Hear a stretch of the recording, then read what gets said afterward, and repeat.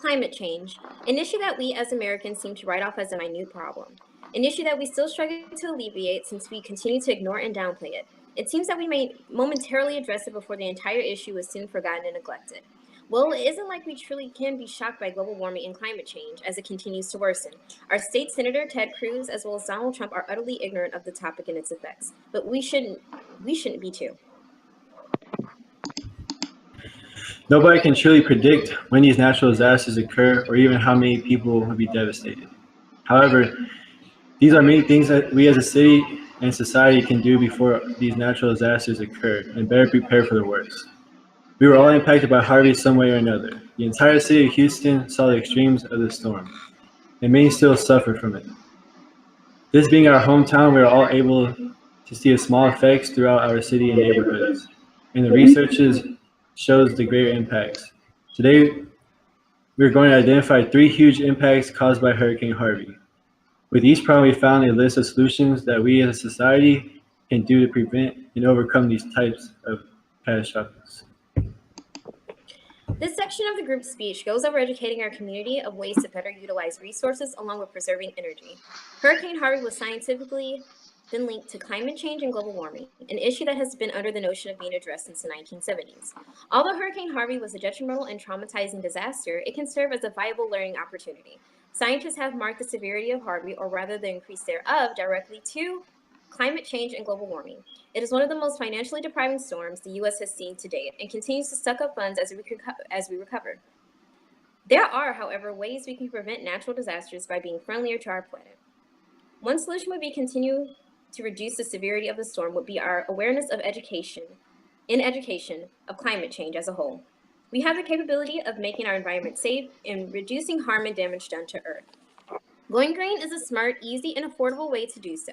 Conserving electricity at home, carpooling, and recycling are just some of the many ways you can contribute to reducing climate change, and we're all able to do it. There are plenty of resources such as YouTube videos, articles, and news reports that gives ample amount of information about climate change. Harvey was worsened by this issue, but we have the capability to help with fixing it. Climate change was scientifically proven in 2017 to worsen Harvey by 20%. This storm covered the U.S. by its landfall with nearly 33 trillion gallons of rainfall. 27 trillion of those gallons were dumped all over the Louisiana and Houston area. If it weren't for global warming intensifying the volume of rainfall held, there is no doubt that Harvey would have been less devastating. Now that we've presented the solution for global warming and climate change, we will be discussing how climate change has affected the amount of rainfall we received and what we can do to limit severity and reduce impact. Houston had massive amounts of flooding during Hurricane Harvey. As mentioned by the Washington Post, Houston received 21 trillion gallons of water during Hurricane Harvey, and it showed.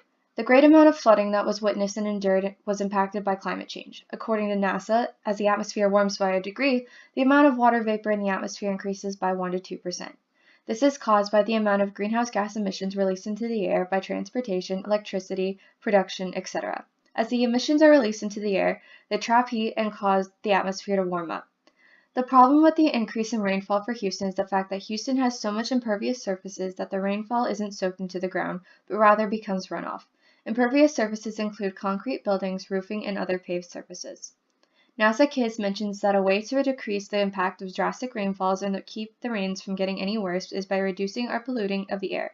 The town of Williamsburg suggests groups of people could carpool to work to not release any more emissions, plant trees to increase oxygen and cool the air, and start using CFL, etc.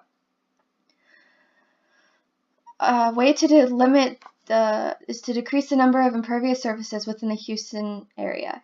Oregon state government suggests some parking lots could use gravel instead of concrete and use permeable concrete so that water does not just sit on the surface. Finding more surfaces that allow absorption decrease flooding by a great amount. Greenhouse gas emissions are prevalent and are affecting our lives now. If action isn't started, how are the effects going to end? By engaging in some simple changes in everyday lives, greenhouse gas emissions can start being reduced and begin the hope for a bit drier, cleaner, and cooler Houston. Now that we have discussed climate change and how that impacted Harvey, we ask, how was air and water quality affected by Harvey, and what are some precautions that we can take for next time? After Harvey, the vast majority of Houston area was left devastated. To no avail, there was air pollutants leaked from refinery plants. These pollutants could cause people to have headaches and nausea. Long-term exposure to these pollutants could cause cancer. Houston puts out more emissions than any other city. While Houston has plenty of refineries nearby, which is a great contribution to this type of pollution. Air quality did not improve after the storm, it actually worsened. In order to avoid such an event from reoccurring, we need to monitor closely our air emissions, especially after a storm. In the big picture, there needs to be a plan to reduce emissions in Houston, being the city with the most emissions is not a great title to hold. Water became contaminated with trash, sewer, and everything else. It reached an extent that the floodwaters reached Superfund sides. Floodwaters were not cleaned by any chance. It did not help that Houston's sewer system had long struggled with overflows, which did not bring any ease to mind. The pre-existing dilemmas can indicate that an extreme force of water, such as that of a hurricane, can exhaust the system and damage it. The end result is groundwater becoming contaminated. To avoid this scenario in the future, we need to fix our sewer systems, improve on water retention systems, and update our infrastructure to the point where roads will not flood.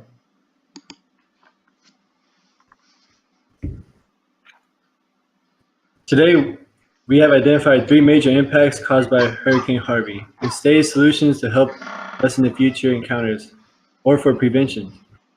Our city is rising, and not even Harvey could keep us down.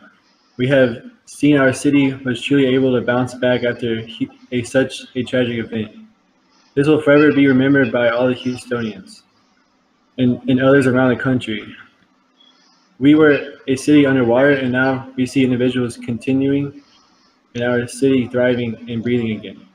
It goes to show that we love the city we live in, and we will take initiative in making greatness here.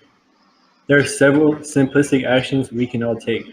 We can make one choice a day to better affect our community.